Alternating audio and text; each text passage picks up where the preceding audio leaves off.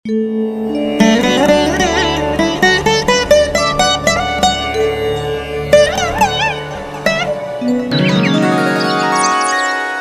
Friends, welcome to my channel Sadhana TV. Friends, ఈరోజు మనతో పాటు ఉన్నారు సినీ గీత రచయిత, అలాగే నెల్లూరు జిల్లా చెస్ అసోసియేషన్కి కోఆర్డినేటర్, అంతేకాకుండా ఎన్నో మ్యూజికల్ అండ్ స్పోర్ట్స్ ఈవెంట్స్లను విజయవంతంగా నిర్వహించిన నర్రా విజయ్ కుమార్ మనతో పాటు ఉన్నారు. ఆయనతో మాట్లాడే ప్రయత్నం చేద్దాం. Friends, hi Vijay, how are you? బాగున్నాను sir. Welcome to my channel Sadhana TV. Sadhana TV ప్రేక్షకులకి అందరికీ నమస్కారం. విజయ్, మీ గురించి చెప్తారా? నా పేరు విజయ్ కుమార్ నర్రా అండి. మాది సొంత ఊరు నెల్లూరు జిల్లా వెంకటగిరి గ్రామం. సో ఏంటంటే నేను చిన్నప్పటి నుంచి చదువుకున్నంత ఇక్కడే. మా నాన్నగారు స్కూల్ ప్రిన్సిపాల్గా వర్క్ చేసేవారు, ప్రైవేట్ స్కూలు. మా అమ్మగారు హౌస్ మేకర్. సో నాకేంటంటే ఒక బ్రదర్ అండ్ ఒక సిస్టర్ ఉన్నారండి. సాంగ్స్ రాయడం అంటే చాలా ఇష్టం నాకు. ప్రజెంట్ ఇప్పటివరకు ఒక 50 ఆల్బమ్స్ వరకు వర్క్ చేస్తున్నాను, ప్రైవేట్ ఆల్బమ్స్. దాంతోపాటు ఒక 9 మూవీస్కి వర్క్ చేస్తున్నాను సార్. దాంతోపాటు ఏంటంటే ఈ చెస్ ఆడటం అంటే కూడా నాకు చాలా ఇష్టం అండి. ప్రజెంట్ రైటింగ్ డిపార్ట్మెంట్లో వర్క్ చేసుకుంటూ నేను ఒక సొంతంగా 2009 నుంచి విజయ్ చెస్ అకాడమీ అని ఒక సంస్థని రన్ చేస్తూ ఇక్కడ చుట్టుపక్కల ఉండే స్టూడెంట్స్ని అందరినీ ఇంప్రూవ్ చేయాలని చెప్పి నాకు ఇష్టం ఉంది సార్ నాకు. అండ్ దాంతోపాటు నేను ఇప్పుడు రైటింగ్ ఫీల్డ్లో ఉన్నాను కాబట్టి సినీ రైటర్గా ఎదగాలనుకునే క్రమంలో ఇక్కడ లోకల్లో సింగింగ్ మీద ఎవరైతే ఇంట్రెస్టెడ్గా ఉంటారో, సో చిన్నపిల్లలైతే ఏమి, పెద్దవాళ్ళు అయితే ఏమి, ఎవరైతే ఉంటారో ఆ సింగింగ్ మీద ఇంట్రెస్ట్ ఉన్న వాళ్ళనంతా బయటికి తీసుకొని రావాలని చెప్పి నాకు చాలా ఇష్టం అండి. అట్లాంటి దానికోసం చిన్న ప్రయత్నాలు, చిన్న ఈవెంట్స్, ప్రోగ్రామ్స్ కూడా పెడుతున్నాను సార్ నేను. సార్, ఏదైనా ప్రోగ్రామ్ చేశారా వెంకటగిరిలో? 2020 జనవరి 5వ తారీఖున వెంకటగిరి నియోజకవర్గ స్థాయిలో సింగింగ్ కాంపిటీషన్ పెట్టానండి. నేను వాస్తవంగా సింగింగ్ కాంపిటీషన్ అంటే ఎంతమంది వస్తారో, సింగింగ్ కాంపిటీషన్ పెడితే ఎట్లా ఉంటుందో ఫస్ట్ టైం పెట్టాను సార్ నేను. సో ఏంటంటే మొత్తం మీద వెంకటగిరి నియోజకవర్గం మొత్తం మీద 470కి పైగా ఎంట్రీలు వచ్చాయి సార్. రాపూర్ అయితే ఏమి, వెంకటగిరి, బాలాయపల్లి, డక్కిలి అన్ని ఊర్ల నుంచి వచ్చాయి. వెంకటగిరిలో స్కూళ్ళ నుంచి, కాలేజీల నుంచి, ప్రతి చోట నుంచి వచ్చాయి సార్. సో 470 మందితో కాంపిటీషన్ పెట్టాలంటే చాలా ఇబ్బంది అండి. సో వాటిలో మళ్ళీ వేరే వాళ్ళని అపాయింట్ చేసి వాటిలో కొద్దిగా బాగా మంచి వాయిస్ ఉండే వాళ్ళని, ఇట్లాంటి వాళ్ళనంతా మళ్ళీ మేము సెలెక్ట్ చేసుకున్నాం సార్. సెలెక్ట్ చేసుకుంటే 176 మందితో జూనియర్స్ 5వ క్లాస్ లోపల వాళ్ళని, అంటే సబ్ జూనియర్స్ డిపార్ట్మెంట్గా, 5వ క్లాస్ నుంచి 10వ క్లాస్ వరకు జూనియర్స్గా, 10వ క్లాస్ నుంచి అప్ టు ఎంత వయసు వాళ్ళైనా సరే సీనియర్స్గా అట్లా నేను సింగింగ్ కాంపిటీషన్ పెట్టడం జరిగింది సార్. దానికి ముఖ్య అతిథిగా సాయికృష్ణ యాచేంద్ర గారు వచ్చారండి.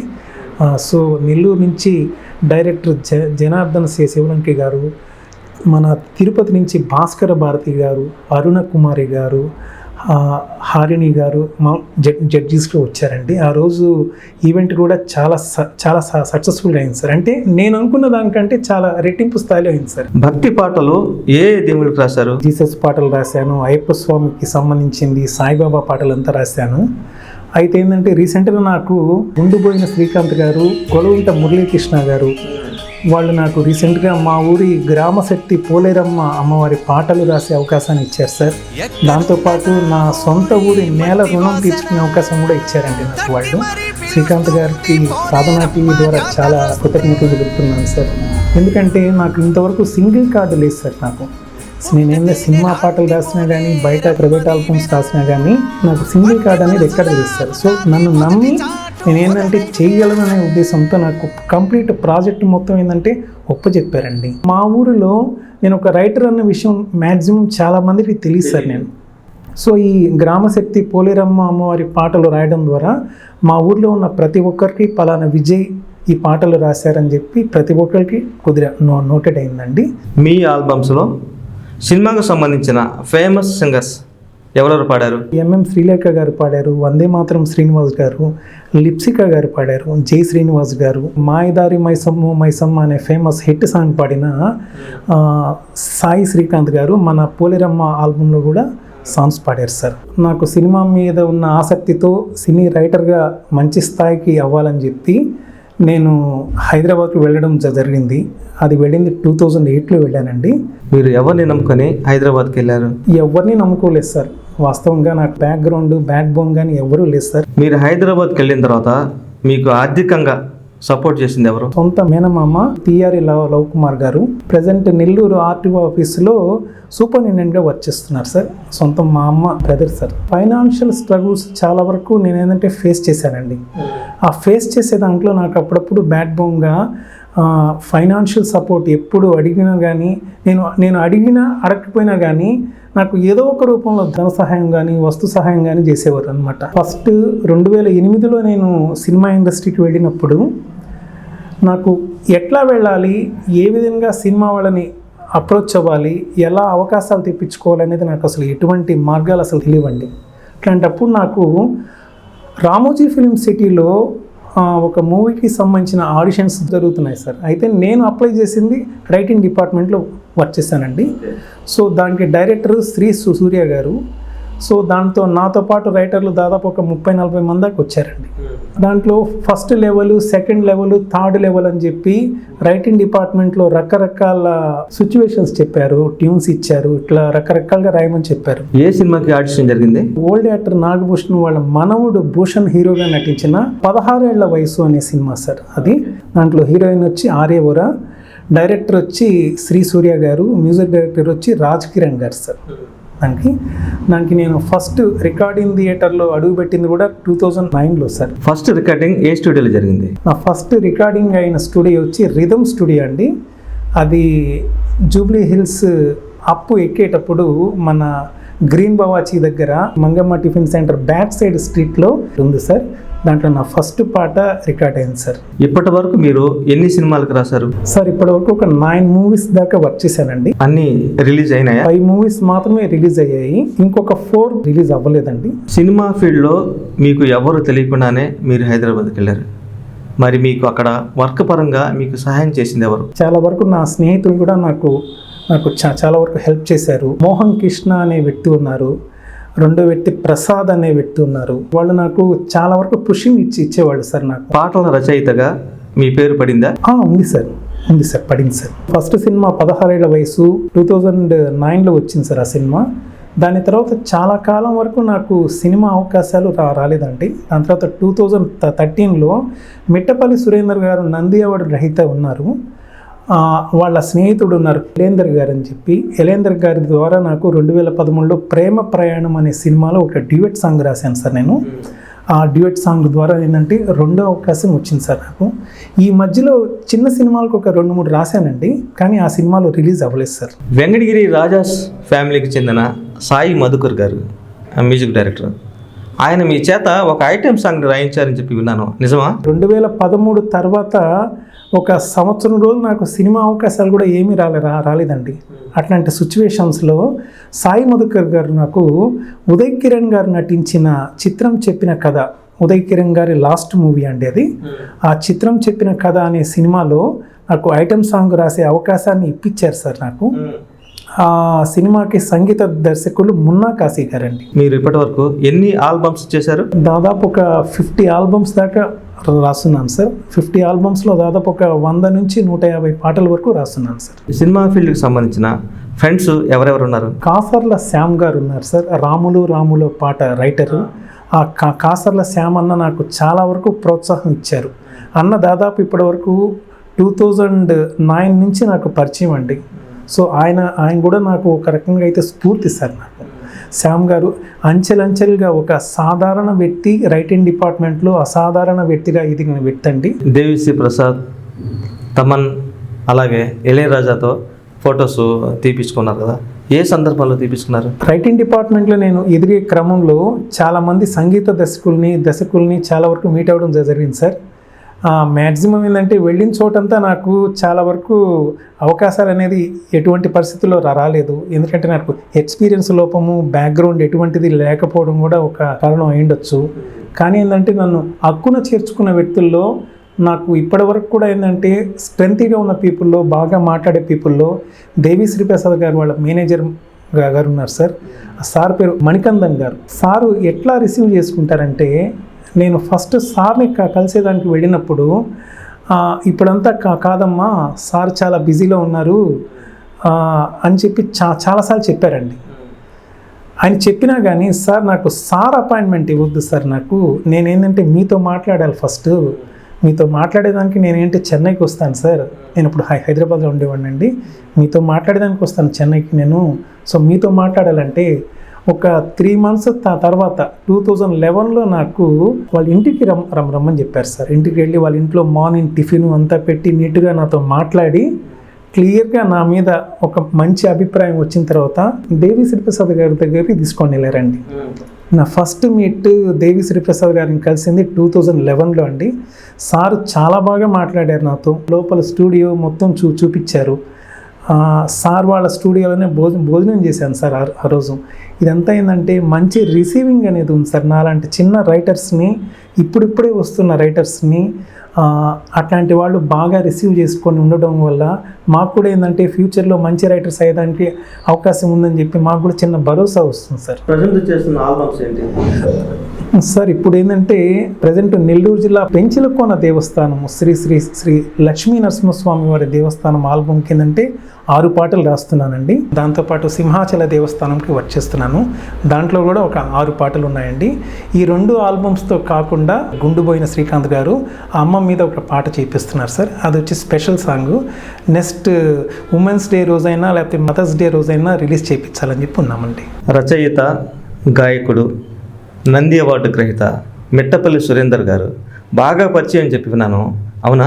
మిట్టపల్లి సురేందర్ గారు నాకేంటంటే స్నేహితుడిగా ఉండడము నాకేంటంటే చాలా చాలా అదృష్టం అండి. ఒక రకంగా తెలంగాణ ఉద్యమంలో దాదాపు మిట్టపల్లి సురేంద్ర అంటే తెలియని వ్యక్తి ఉండరు అనమాట. చాలా వరకు పాటలు రాశారు. వెళ్ళాను సార్. నేనంటే అన్నతో పాటు చాలా కార్యక్రమాలకు వెళ్ళాను. కరీంనగర్కి వెళ్ళాను, వరంగల్కి వెళ్ళాను. ఈ మన ఆంధ్ర వాళ్ళు ఇక్కడ ఉద్యమం చేస్తుంటే అక్కడ తెలంగాణ ఉద్యమంలో అన్నతో పాటు నేను ఏంటంటే ఉన్నాను సార్. ఢిల్లీ కూడా వెళ్ళాను సార్. నేను ఢిల్లీలో జంతర్ మంతర్లో ఈ బీజేపీ అండ్ టీఆర్ఎస్ పార్టీ ఇద్దరు కలిసి ఈ తెలంగాణ ఉద్యమం వైపు ఏంటంటే అక్కడ ఒక పెద్ద ఉద్యమం చేస్తున్నారండి.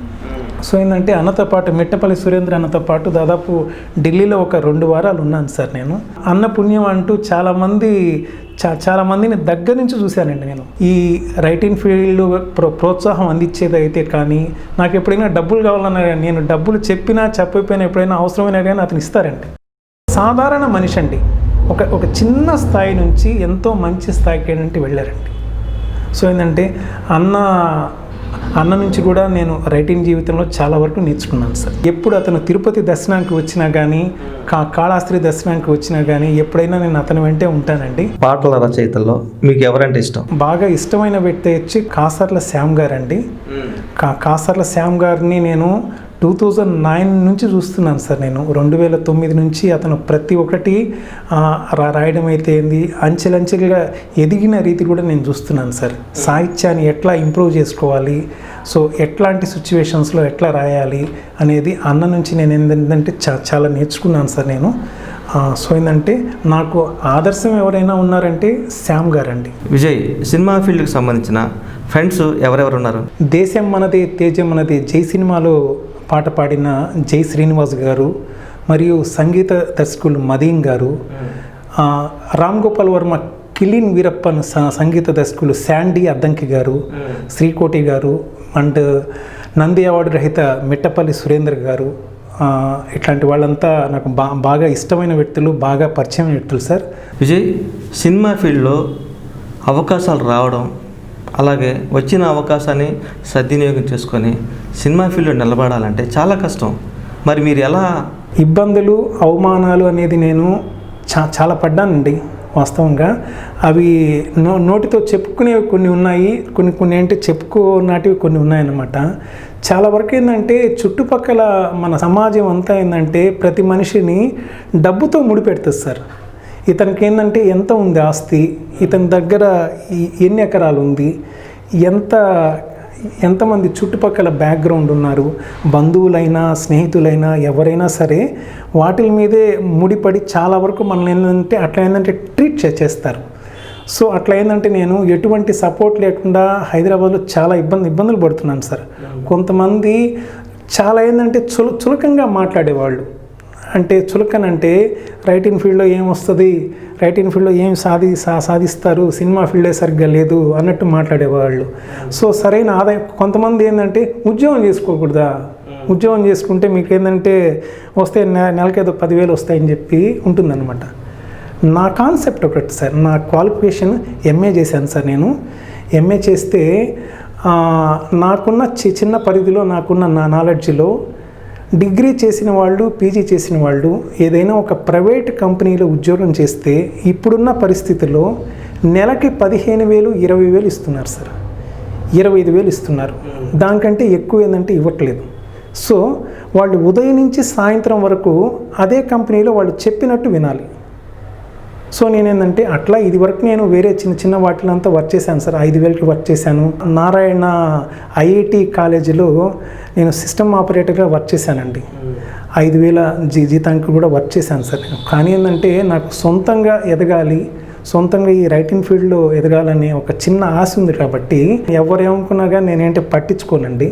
వాస్తవంగా నాకంటే ఫైనల్ టార్గెట్ ఏంటంటే నేను ఎన్ని రోజులు శ్రమపడ్డా కానీ, ఎన్ని రోజులు ఏంటంటే ఫీల్డ్లో ఉన్నా కానీ, అవమానించినా, నన్ను అసహ్యంగా మాట్లాడుకున్నా, బయట మా బంధువులు కానీ, స్నేహితులు కానీ ఎవరైనా సరే కొంతమంది కొన్ని రకాలుగా అంటూ ఉంటారు సార్. అట్లాంటివంతా నేను అసలు పట్టించుకోను అనమాట. ఎందుకంటే నా టార్గెట్ వాళ్ళు కాదండి. వాస్తవంగా నాదేంటంటే టార్గెట్ నేను లైఫ్లో ఒక మంచి రైటర్గా సెటిల్ అవ్వాలనేది నా టార్గెట్ సార్. మీకు చెస్లో ప్రోత్సాహం ఇచ్చింది ఎవరు? దీంట్లో నాకు మెయిన్ ప్రోత్సాహం ఇచ్చింది మన state chess association secretary why Suman గారండి. నేను ఇప్పుడు నాకు జిల్లా అసోసియేషన్లో ఒక చిన్న పోస్ట్ ఉందంటే వై సుమన్ గారి ప్రోత్సాహం ఎంతో ఉంది సార్. నాకు ఎటువంటి టోర్నమెంట్లు పెట్టినా కానీ, ఎటువంటి నాకు చెస్ మీద ఇంట్రెస్ట్కి నాకు ఒక చిన్న పోస్ట్ ఇచ్చి, సో ఇక్కడ ఉండే చుట్టుపక్కల పిల్లలందరినీ డెవలప్ చేసేదానికి అతను కూడా నాకు చాలా సహకారం అందించారు సార్. చెస్కు సంబంధించి వెంకటగిరిలో ఏదైనా టోర్నమెంట్ పెట్టారా? వెంకటగిరి లోకల్ స్థాయిలో ఒకసారి పెట్టానండి, జిల్లా స్థాయిలో ఒకసారి పెట్టాను. 2017 సంవత్సరంలో Andhra Pradesh state amateur chess championship అని చెప్పి ఒక టోర్నమెంట్ పెట్టానండి. ఇది మన రాష్ట్ర స్థాయిలో మన దగ్గర ఉండే 13 జిల్లాల్లో ఉండే దాదాపు ఒక 370 మంది క్రీడాకారులు ఈ టోర్నమెంట్లో మన వెంకటగిరికి వచ్చి ఆడారు సార్. మీరు ఈ రెండింటిని ఎలా మేనేజ్ చేస్తున్నారు? ఫస్ట్ నుంచి నాకు 2 ఫీల్డ్ మీద ఇంట్రెస్ట్ మాత్రమే ఉంది సార్. నాకు ఎటువంటి బ్యాక్ బోన్ కానీ ఎటువంటి సపోర్ట్ లేదు సార్. నాకు దీంట్లో ఉండాలి, నాకేంటి చెస్ ఫీల్డ్ని ఎంచుకోవాలని చెప్పి నాకు లోపల నుంచి వచ్చిందండి ఇంట్రెస్ట్. నాకు రైటింగ్ ఫీల్డ్లో కూడా నేను ఏంటంటే ఉండాలని చెప్పి నాకు లోపల నుంచి వచ్చింది, కానీ నేను ఎక్కడ నేర్చుకుంది కానీ ఎక్కడ లేదు సార్. దీని గురించి ప్రత్యేకంగా శిక్షణ తీసుకోవటం కానీ అట్లాంటివంతా ఏమీ లేదు సార్. 2001, 2002 ఆ ప్రాంతంలో నెల్లూరు మెక్లిన్స్ క్లబ్లో ఈ చెస్ అసోసియేషన్ సుమన్ గారితో నాకు అప్పటి నుంచి పరిచయం ఉంది సార్. నాకు 2001 నుంచి అప్పుడు సార్ సుమన్ గారు అక్కడ నెల్లూరు జిల్లాలో చాలా వరకు టోర్నమెంట్లు పెట్టేవారు. ఆ టోర్నమెంట్లో నేనేంటే ఆడేవాడిని సార్. నాకు వచ్చినంత ఆట ఆడేవాడిని. సో ఏంటంటే ఆ వచ్చినంత ఆట కూడా ఎందుకు ఆడేవాడిని అంటే ఇంట్రెస్ట్ ఉంది నాకు. ఇంట్రెస్ట్ వల్ల ఆడేవాడిని అనమాట. అక్కడ ఉండే local players Dayakar Reddy sir అయితేమి, చక్రపాణి సార్ గారు అయితేమి, ఇంకా చాలామంది హమీద్ గారు అయితేమి, అట్లాంటి వాళ్ళంతా చాలా ప్రోత్సాహం అందించారండి నాకు. సో ఏంటంటే నేను చెస్ రంగంలో సేవ చేయాలని చెప్పి, అంటే నేను ఈ రైటింగ్ ఫీల్డ్లో నా వృత్తిలో నేను ఉంటున్నాను సార్. ఆర్థిక సంపాదన కోసం ఈ ఈవెంట్ మేనేజ్మెంట్ అనేది నేను ఏంటంటే చేసుకుంటున్నాను. ఈవెంట్ మేనేజ్మెంట్ అంటున్నారు సార్. నేను మెయిన్గా ఈ ఈవెంట్ మేనేజ్మెంట్ అనేది ఎంచుకునే దానికి కారణం ఏంటంటే, నేను సినిమా పరిశ్రమకి వెళ్ళిన ఫస్ట్లో నాకు ఎటువంటి ప్రోత్సాహం లేదండి. నేను ఆర్థికంగా చాలా లో అయ్యాను సార్. ఆర్థికంగా చాలా ఇబ్బందులు పడ్డాను సార్. సో అట్లాంటప్పుడు నా దగ్గర ఉన్న ఇన్కమ్ అంతా చాలా వరకు తగ్గిపోయింది సార్. అట్లాంటప్పుడు నాకు శ్రీను అని చెప్పి ఒక స్టిల్ ఫోటోగ్రాఫర్ ఉండేవారండి. ఆ స్టిల్ ఫోటోగ్రాఫర్ ద్వారా ఒక చిన్న ఈవెంట్ వచ్చింది సార్. నాకు వేరే ఒక ఈవెంట్ మేనేజర్ పరిచయం అయ్యారు. ఆ ఈవెంట్ మేనేజర్ చెప్పారనమాట, నాకు పలానా రోజున వైజాగ్లో నాకు ఒక ఈవెంట్ ఉంది, వస్తారా నాతో పాటు వర్క్ చేస్తారని చెప్పారు. సో వైజాగ్లో నా ఫస్ట్ ఈవెంట్ 2011లో వర్క్ చేశానండి. ఆ ఈవెంట్కి వర్క్ చేసిన దానికి ఒక చిన్న రెమ్యూనేషన్ కూడా ఇచ్చారు సార్. రానుపోను ట్రావెలింగ్ అలవెన్సులు, భోజనాలు, రూము, అకామిడేషన్ మొత్తం ఇచ్చి నాకు ఒక చిన్న అలవెన్స్, చిన్న అమౌంట్ ఇచ్చారనమాట. సరే వచ్చేసాను. వచ్చిన తర్వాత రిటర్న్లో నన్ను ఇంకొక మాట అడిగారు, నాకు ఇట్లా మంత్లీ నాకు ఒక 3-4 ఉంటాయి ఈవెంట్స్, నువ్వేంటి వస్తావా అని చెప్పారు. వస్తాను సార్ అని చెప్పాను.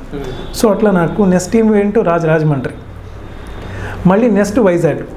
అట్లా ఎక్కువ నేనేంటంటే సార్తో పాటు వర్క్ చేయడం వల్ల ఈవెంట్ రంగంలో నాకు ఆర్థిక పరమైన ఇబ్బందులు కూడా చాలా వరకు పోయాయి సార్. సో ఆ ఈవెంట్ మేనేజర్ ద్వారా చాలా ఈవెంట్ మేనేజర్లు నాకేంటి పరిచయం అయ్యారు. అట్లేంటంటే ఈవెంట్ మేనేజ్మెంట్లో నాకు దేవుడే కల్పించాడు అనుకుంటున్నాను సార్. సినిమా పరిశ్రమలో ఆర్థిక ఇబ్బందులు పడుతున్నప్పుడు చాలా వరకు నాకు ఈవెంట్ మేనేజ్మెంట్ రంగంలో ఉంటూ సినిమా అవకాశాల కోసం ప్రయత్నించుకునే దానికి బాగుంది సార్ ఇది. సో ఏంటంటే ఈవెంట్ మేనేజ్మెంట్ రంగాన్ని ఎంచుకున్నానండి. విజయ్, మీరు సినిమా ఫీల్డ్కి వెళ్ళినప్పటి నుంచి ఇప్పటి వరకు మీ యొక్క ఆర్థిక పరిస్థితి ఎలా ఉంది? ఫైనాన్షియల్గా నేనేంటంటే సక్సెస్ 2013-14 వరకు అవ్వలేదు సార్. నేను వాస్తవంగా అయితే ఈ సినిమా ఈవెంట్స్కి సంబంధించిన వర్క్స్ ఎప్పుడైతే చేస్తున్నానో అప్పటి నుంచి నా దగ్గర ఏంటంటే డబ్బులు ఉండేటివి సార్ ఎక్కువ. వాస్తవంగా డబ్బులు నేను ఎక్కువ సంపాదించుకునే మార్గం అంతా ఇప్పించింది కూడా నాకు సినిమాకి సంబంధించిన కొంతమంది అంటే మేనేజర్లే అండి. అట్లాంటి ఏంటంటే సినిమా ఫీల్డ్ని వదిలిపెట్టకూడదు, సినిమా ఫీల్డ్లోనే ఉంటూ వేరే పని ఏదైనా చూసుకోండి అంటే సినిమాకి రిలేటెడ్గా ఉన్న పనిని చూసుకొని సినిమా ఫీల్డ్లో రైటింగ్ ఫీల్డ్లో సక్సెస్ అవ్వాలని చెప్పి నాదేంటి ఉద్దేశం అండి. ఎవరు ఎన్ని అనుకున్నా కానీ ఎవరు ఎన్ని మాట్లాడినా కానీ నేనేం అసలు ఏం పట్టించుకోను సార్. సో ఏంటంటే ఇదే ఫీల్డ్లో కొనసాగాలని చెప్పి చివరి ఊపిరి ఉన్నంత వరకు రైటింగ్ ఫీల్డ్నే నమ్ముకుంటాను. సక్సెస్ అయినా సక్సెస్ అవ్వకపోయినా కానీ రైటింగ్ ఫీల్డ్లోనే ఉండాలని చెప్పి నాదేంటే ఆశ అండి. మీ సినిమా ప్రస్థానం సంబంధించిన ఎన్నో విశేషాలు మా సాధన టీవీ ప్రేక్షకులతో పంచుకున్నారు. Thank you. నా తరపు నుంచి కూడా మీకేంటి స్పెషల్ థ్యాంక్ యూ అండి. ఇది నా ఫస్ట్ ఇంటర్వ్యూ అండి. నన్ను ఒక రైటర్గా గుర్తించి నా వద్దకు వచ్చి నాదేంటంటే ఇంటర్వ్యూ ఇస్తున్నారు సార్. నన్ను ఏంటంటే ప్రపంచానికి ఏంటంటే పరిచయం చేస్తున్నారు. మిమ్మల్ని ఏంటి ఎప్పటికీ మర్చిపోనండి. ఎందుకంటే నేను డెఫినెట్గా ఈ ఫీల్డ్లో 100% ఎదుగుతాను సార్. ఎంత కష్టం వచ్చినా కానీ ఎంత నష్టం వచ్చినా కానీ ఈ సినిమా సాహిత్యాన్ని మాత్రం వదిలిపెట్టను. సో ఇది నా ఫస్ట్ ఇంటర్వ్యూ తీసుకున్న మీరు కూడా నాకు ఎప్పుడు ఉంటారు సార్ మైండ్లో. సో ఏంటంటే నాకు ఇంత మంచి అవకాశాన్ని ఇచ్చినందుకు మీకు చాలా చాలా ధన్యవాదాలండి. ఫ్రెండ్స్, మీలో ఎవరికైనా భక్తిపరమైన ఆల్బమ్స్ చేయించుకొని ఉంటే మీరు హైదరాబాద్కు చెన్నైకు పోవాల్సినంత అవసరం లేదు. మనకి అందుబాటులో వెంకటగిరిలోనే ఉన్నారు నర్రా విజయ్ కుమార్ గారు. ఆయన నెంబర్ ఇక్కడ చూపిస్తున్నాను. మీలో ఎవరికైనా ఆల్బమ్ చేయించుకొని ఉంటే ఆయనతో కాంటాక్ట్ చేసి మీరు ఆల్బమ్ చేయించుకోవచ్చు. ఫ్రెండ్స్, ఈ వీడియో మీకు నచ్చినట్లయితే లైక్ చేయండి, షేర్ చేయండి. అలాగే మీ అభిప్రాయాన్ని కామెంట్ రూపంలో తెలియచేయండి. మరిన్ని వీడియోస్ కోసం మా ఛానల్ని సబ్స్క్రైబ్ చేయండి.